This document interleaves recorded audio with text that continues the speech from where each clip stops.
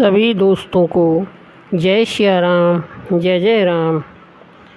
हम दशा माता की 5 कहानी पहले डाल चुके हैं। आज हम आपके लिए लेकर आए हैं 6ठी कहानी। जिस भी बहन को सभी कहानी एक साथ सुननी हो तो हमारा TG धार्मिक ब्लॉग चैनल खोलकर और सभी कहानी एक साथ सुन सकते हैं। अब 6ठी कहानी इस प्रकार है। एक घर में देवरानी और जेठानी थी। उनके कोई संतान नहीं थी। वे मेहनत मजदूरी करके पेट पालती थी। एक दिन सवेरे सवेरे गांव में आग लेने गई, परंतु किसी ने उनको आग नहीं दी। उस दिन गांव भर में दशहरानी का पूजन था, तो दोनों घर में आकर कहने लगी कि आज तो गांव भर में दशहरानी का पूजन है, कोई आग देती ही नहीं, क्या किया जाए। आखिर जेठानी बोली कि कुछ हानि नहीं है, आज हम लोगों का भी व्रत सही। शाम को जब आग मिलेगी तब रसोई बनाकर भोजन बना लेंगे। संध्या के समय जेठानी अपनी एक पड़ोसन के घर आग लेने गई और पूछा कि दशहरानी का पूजन करने से क्या होता है। उसने जवाब दिया कि जिस बात की इच्छा करके गंडा लिया जाता है वह इच्छा पूरी होती है।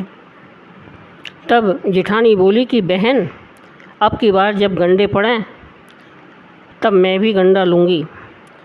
जेठानी आग लेकर पड़ोसन के घर से बाहर निकली थी कि गायें चरकर आती हुई दिखाई दी। ग्वाला पीछे पीछे आ रहा था।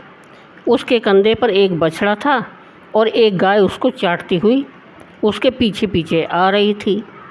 तो पड़ोसन ने पूछा, भैया तुम्हारी गाय पहली ब्याई है या दूसरी या तीसरी? उसने कहा कि पहली ब्याई है। दोबारा स्त्री ने पूछा कि बछड़ा है या बछिया? ग्वाला ने जवाब दिया कि बछड़ा है।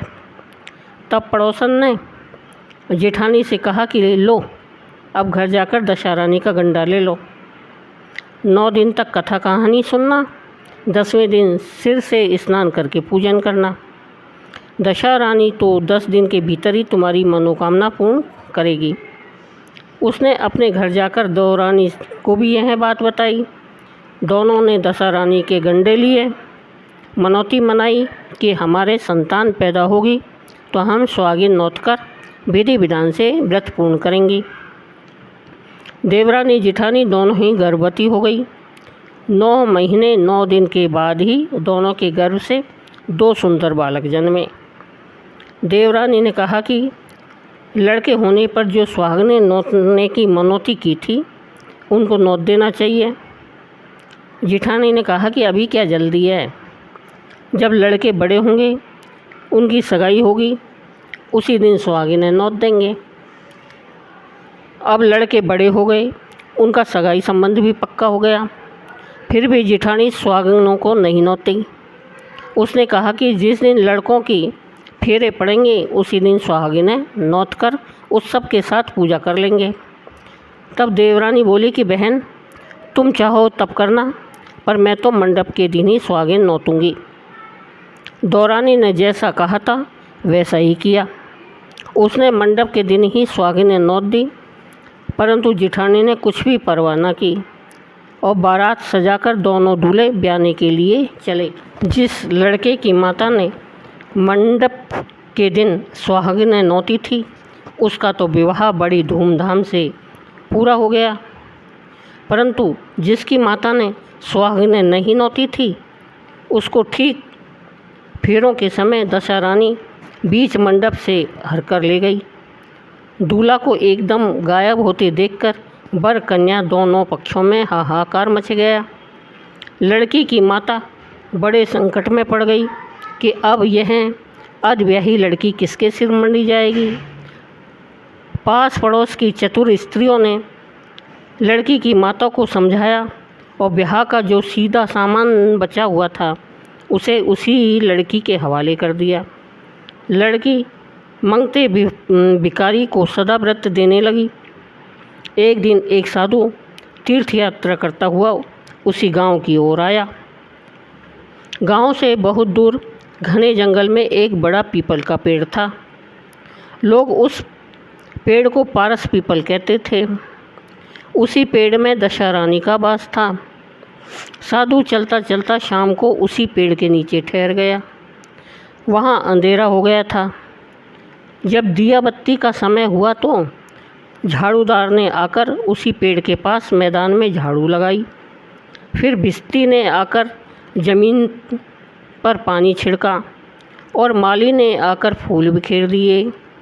तब अनेक देवता अनेक प्रकार की पोशाकें पहने हुए आकर यथास्थान बैठने लगे। सबसे पीछे स्वर्ग से राजा इंद्र का सिंहासन उतरा। उसी के साथ अनेक अप्सराएं साज सामान सहित वहां आई और इंद्र के सिंहासन के सामने नाचने लगी। उसी समय दशा रानी उस अधब्याहे लड़के को गोद में लिए पीपल के पेड़ से उतरी। इंद्र के साथ साथ स्वर्ग से एक सुरा गाय को भी लेकर आई थी। उसने 2 कटोरा दूध दिया। लड़के ने अधब्याही के भाग का 1 कटोरा दूध अलग रख दिया और 1 कटोरा दूध पी लिया। जब तक नाच तमाशा होता रहा, दशा रानी लड़के को गोद में लिए बैठी रही। सवेरा होते होते देवताओं का दरबार भंग हो गया। साधु भी वहाँ से चलकर गांव में चला गया।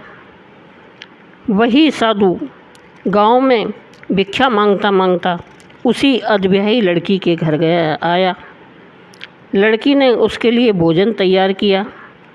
बाबा जी भोजन करने बैठे। तब लड़की ने 3 पत्तलें परोसकर एक को तो अधब्याहे बर के नाम से अलग सरका दिया और 1 पत्तल बाबा जी के सामने परोसी और 1 पत्तल उसने सामने रखी। बाबा जी ने अपने आप में कहा, वाह, जो बात वहाँ देखने में आई थी वही बात यहाँ भी देखने में आ रही है। लड़की ने पूछा, क्या बाबा जी? बाबा ने बात बतलाते हुए कहा, हम बैरागी लोग ऐसी अनेक बातें कहा करते हैं। तुमको इन बातों से क्या प्रयोजन है, यानी क्या मतलब है? तुम तो भोजन करो। अब लड़की हट कर गई। फिर भी बाबा चुप रहे। तब लड़की बोली कि आप साधु हैं, मैं सती हूँ। आप या तो अपनी बात का भेद बताइए या मेरा शाप लीजिए। तब बाबा ने रात का सारा हाल उसे बता दिया। उसने बाबा के साथ उस पीपल के पास जाना निश्चय किया। बाबा आगे आगे चले, लड़की उसके पीछे पीछे होली। बाबा लड़की को पारस पीपल के पास छोड़कर चले गए। जब शाम हुई तब नित्य की तरह झाड़ूदार ने झाड़ू लगाई, भिस्ती ने ज़मीन पर पानी छिड़का, माली ने फूल बरसाए, राजा इंद्र आए और परियों का नाच गाना होने लगा। उसी समय दशा रानी पीपल पर से उतरकर दरबार में बैठी। लड़के ने सुरा गाय से दूध लिया और उसने अधब्याही का कटोरा अलग रखकर ज्यों ही अपना कटोरा मुंह से लगाया, त्यों ही लड़की कटोरा हाथ में लेकर बर के सामने आ गई। वह बोली कि अपना भाग लेने के लिए मैं उपस्थित हूँ, सेवा भी करूँगी। तब वह बोला, मैं दशा रानी की सेवा में रहता हूँ। अभी मुझे दरबार में जाकर उन्हीं की गोद में बैठना होगा। यदि तुम मुझको चाहती हो तो दशा रानी को प्रसन्न करके उनसे मुझको मांग लो। लड़का दशा रानी की गोद में जा बैठा। लड़की अप्सराओं के साथ नाचने लगी। जब सवेरा हुआ तब दशा रानी ने कहा कि यह नई नाचने वाली लड़की बहुत ही अच्छा नाची है। उन्होंने कहा, मैं तुमसे प्रसन्न हूँ, जो मांगो सो मांग लो। लड़की ने दशा रानी से वचन ले लिया कि जो मांगूँ सो ही पाऊँ। तब उसने दौड़कर अपने पति का हाथ पकड़ लिया और कहा कि मुझे यही चाहिए। दशा रानी ने कहा, तूने मांगा तो बहुत है, परंतु मैं वचन दे चुकी हूँ, इस कारण तेरा वर तुझे दे देती हूँ। राजा इंद्र ने दशा माता से पूछा कि भगवती, यह सब क्या भेद है, जरा मुझे भी बतलाइए। तब दशा रानी बोली कि यह लड़का मेरे ही वरदान से पैदा हुआ था। इसकी माता ने मनौती मानी थी कि जब लड़का पैदा होगा तब सुहागिन का न्योता दूंगी, परंतु उसने आज तक अपना वचन पूरा नहीं किया। इसी कारण मैं अपने दिए हुए बालक को विवाह मंडप से उठा कर ले आई। यह इसकी अधब्याही स्त्री है, परंतु पतिव्रता है।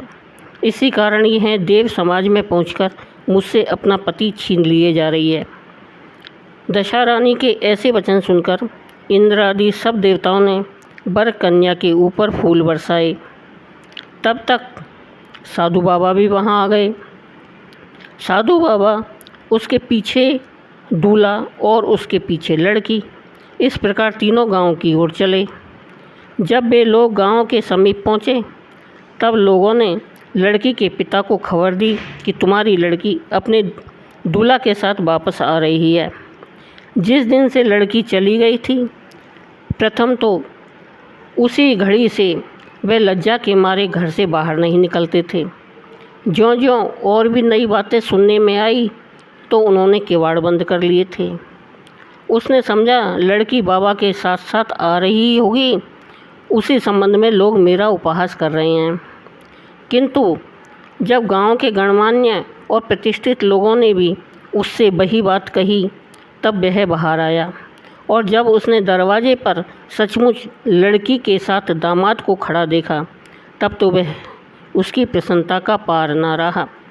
लड़की ने अपनी माता से कहा कि पहले वर के घर से सुहागिनों को नौत कर बारात यहाँ आनी चाहिए।